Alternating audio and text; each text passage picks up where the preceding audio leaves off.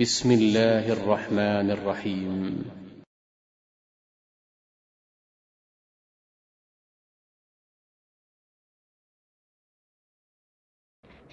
اعوذ باللہ من الشیطان الرجیم بسم اللہ الرحمن الرحیم۔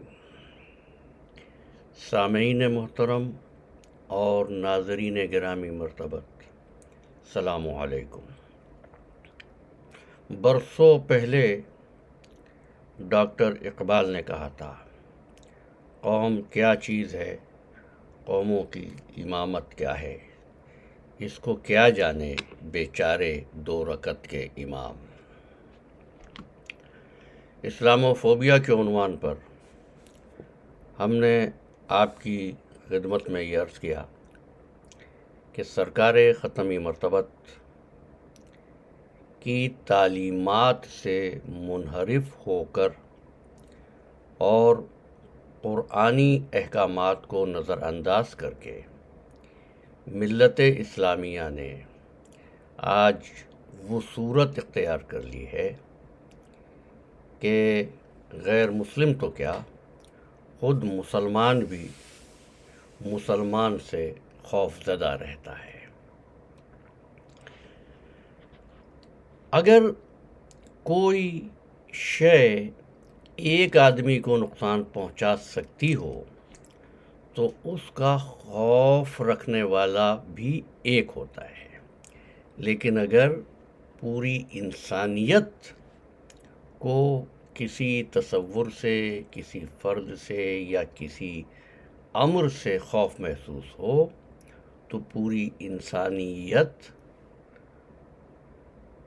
اس چیز سے ڈرنے کا اور خوف زدہ ہونے کا شکار ہو جاتی ہے۔ آج مسلمانوں کی حالت بھی یہ ہے۔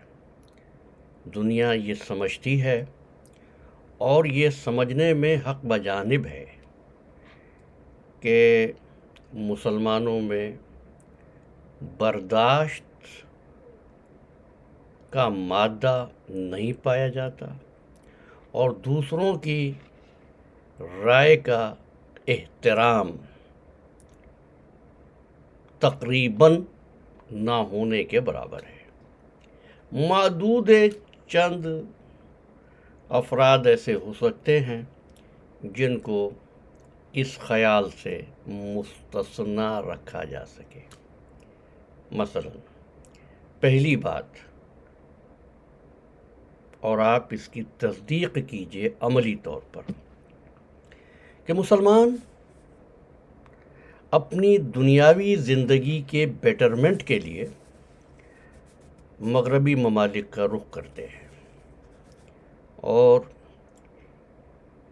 مغربی ممالک میں آنے کے لیے ہر وہ حرکت کرنے پر تیار ہیں جس کا قانونی طور پر تو کیا، کبھی کبھی اخلاقی طور پر بھی جواز نہیں ہوتا۔ یہ کاغذات میں مذہب بدل دیتے ہیں، اپنے مطلب کے لیے کبھی قادیانی بن جاتے ہیں، کبھی شیعہ بن جاتے ہیں، کبھی یہ بہن اور بیٹی کے مقدس رشتے کو بھی اس طرح داغدار کرتے ہیں کہ بیوی بنا کر امیگریشن کی کوشش کرتے ہیں، اور جب یہ سب کچھ کر لیتے ہیں تو اس کے بعد مغربی ممالک میں اس امر کو اپنا حق سمجھتے ہیں کہ وہاں کے قانون کو بھی بدل سکے۔ مثلا کسی مغربی ملک میں پردے پر پابندی لگ گئی تو ان کا احتجاج وہاں موجود ہے۔ اگر کسی ملک نے ان کو کسی ایک امر سے منع کیا تو یہ اپنے غم و غصے کا اظہار سازشوں کے ذریعے کرتے ہیں۔ یہ ٹیکس چوری کو ایک کار خیر سمجھتے ہیں اور یہ سمجھ کر کہ ہم کسی غیر مسلم سے قرض بچا رہے ہیں۔ یہ سود کو لعنت سمجھتے ہیں، مگر سودی نظام کا حصہ بن کر یہ پراپرٹی کے مالک بھی بنتے ہیں کریڈٹ کارڈز کو اپنے والیٹ میں سجا کر فخر کرتے ہیں، پھر یہ مسجدیں بھی بناتے ہیں، یہ امام بارگاہیں بھی بناتے ہیں. ہمیں اس پہ اعتراض نہیں ہے، لیکن اس امر پر آپ کا فرض ہے کہ تعریف کریں اہل مغرب کی وسعت ظرف پر، کہ وہ ہر مذہب کو یہ موقع دیتے ہیں کہ وہ اپنا مندر، اپنا چرچ، اپنی مسجد، اپنے دینی مراکز بنا سکیں. لیکن اگر کوئی عیسائی کسی اسلامی ملک میں، مثال کے طور پر میں پاکستان کی مثال دے رہا ہوں، چرچ بنانا چاہے تو اس کو چرچ بنانے کی اجازت نہیں ملے گی. ہندو مندر بنانا چاہے تو اس کو مندر بنانے کی اجازت نہیں ملے گی. آپ میں سے بہت سے احباب یہ سوچ رہے ہوں گے کہ پاکستان میں چرچ بھی ہیں، پاکستان میں مندر بھی ہیں. جی ہاں، یہ چرچ اور مندر وہ ہیں جو تقسیم ہندوستان کے وقت موجود تھے، لیکن آج بنا کر دکھائیے. چلیے صاحب، تجربے کے طور پر اجازت ہی لے کے دکھائیے. اور اگر آپ کو یاد ہو، آج سے تقریباً سال بھر پہلے اسلام آباد میں ایک مندر کا قضیہ اور تنازعہ تو پیش آیا، جس پر ہم نے آپ کی خدمت میں گفتگو بھی کی تھی کہ اچھا، یہ سب کچھ کرنے کے بعد پھر اسلامی مملکتیں جمہوری ہونے کا دعویٰ بھی کریں. یہ کیسی مذہبی رواداری ہے؟ جو حق آپ دوسرے مذاہب سے لینے کو تیار ہیں، وہ حق دوسروں کو دینے کے لیے آمادہ نہیں ہے. اور عرض کر دوں آپ سے، اگر کوئی عیسائی مسلمان ہو جائے، کوئی یہودی اپنا مذہب چھوڑ کر کلمہ اسلام پڑھ لے، تو مسلمان سر آنکھوں پر بٹھاتا ہے. لیکن اگر کوئی مسلمان صرف اپنے اطمینان کی خاطر اسلام سے متعلق کوئی سوال بھی کر لے، تو صاحب ملک میں دھرنوں کا عمل شروع ہو جاتا ہے، مظاہروں کا عمل شروع ہو جاتا ہے. اس شخص کی گرفتاری کی خواہشیں جو ہیں وہ زبان پر آنے لگتی ہیں. مجھے بتائیے، اس قسم کی کیفیتوں کے بعد اگر اسلامو فوبیا پیدا نہ ہو تو پھر کیا ہو؟ میں حیران ہوں کچھ حضرات کی اس گفتگو سے جو ان نام نہاد اسلامی معاشروں میں قیادت پر براجمان ہے کہ صاحب اس کو روکا جائے. بھائیو، اسلامو فوبیا ہونے پر مجھے تعجب نہیں ہے، اگر نہ ہو تو مجھے حیرت ہوگی. کیوں؟ میں نے تو ابھی آپ کی خدمت میں عرض کیا کہ اگر مسلمان سوال بھی کر لے تو فوراً یہ مبلغین آپ سے کہیں گے کہ صاحب جو چیز اللہ نے کہہ دی یا قرآن میں آ گئی یا حدیث میں آ گئی اور جو درست ہے، بات درست ہے، تو وہ صحیح ہے. لیکن اگر ایک آدمی سمجھنے کے لیے کویسچن کرتا ہے تو کویسچن کرنے پر وہ واجب القتل کیوں ہو جاتا ہے؟ وہ زندہ کی سلاخوں کے پیچھے ڈال دینے کا اہل کیسے ہوتا ہے؟ آؤ، میرے ہاتھ میں اللہ کی مقدس کتاب، آخری کلام میرے رب کا، اور اس کا 25واں سورہ. اور یہ بات ہمارے ادارے میں بھی ایک صاحب نے کہی کہ صاحب کویسچن نہیں ہو سکتا. اور اس 25ویں سورے کی آیت کا نشان ہے 73. کون سا؟ 73 آیت ہے. اور 25ویں سورے کا نام ہے سورہ الفرقان، اور اس کی 73ویں آیت.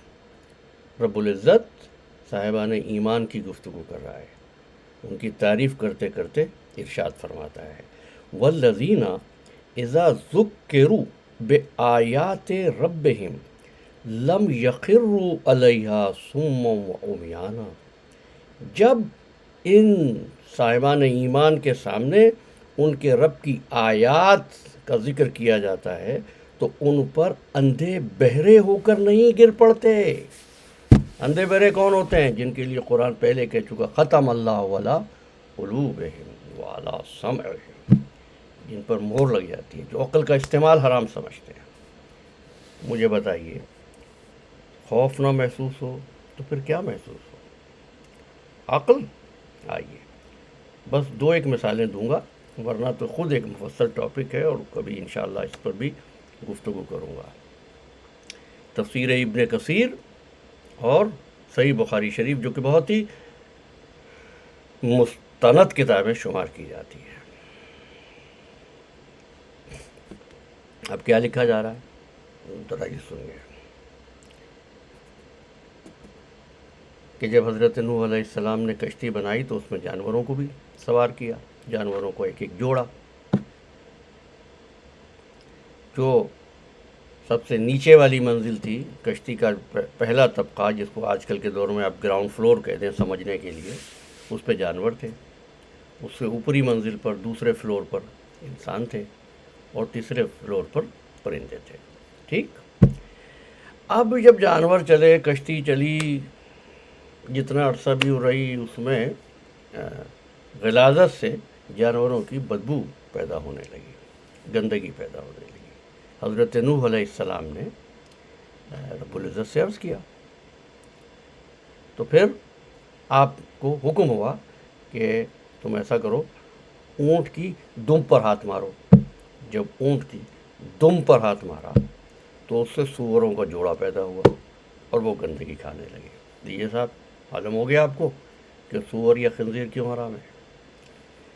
اور پھر اسی کشتی میں جب چوہے لکڑی کھانے لگے، لکڑی کھاؤ گے کشتی کی تو کیا ہوگا بھائی؟ سوراخ ہو جائے گا۔ تو حضرت نوح علیہ السلام نے پھر عرض کیا رب العزت سے، تو فرمایا کہ شیر کی پیشانی پر ہاتھ مارو۔ جب شیر کی پیشانی پر ہاتھ مارا تو اس سے بلیاں پیدا ہو گئی، انہوں نے چوہوں کو کھانا شروع کر دی۔ یہ ہے اس قوم کی حالت جس قوم کے پیغمبر نے اپنے ورثے علم کی شکل میں تم کو دیا تھا۔ یہ حالت ہے اس قوم کی جس کو اللہ کی کتاب نے یہ تعلیم کیا تھا، اقرا بسم ربک الذی خلق خلق الانسان من علق۔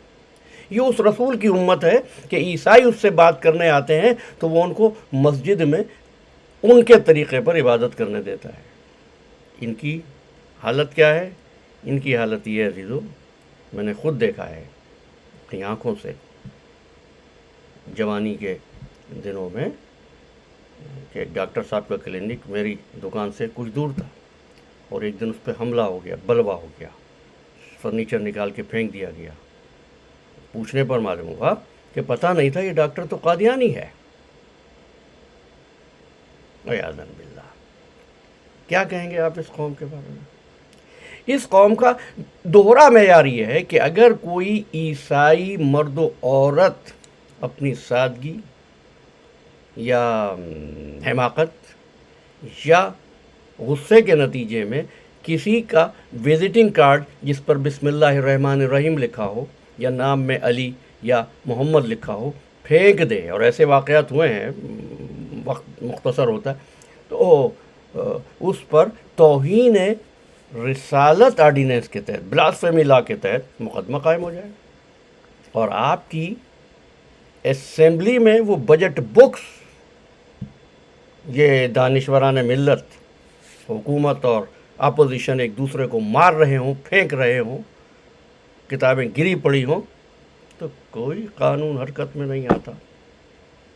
آپ دیکھ رہے ہیں، یہ جس چیز کو بھی دیکھ رہے ہیں اس نقطے میں دیکھتے ہیں کہ اچھا۔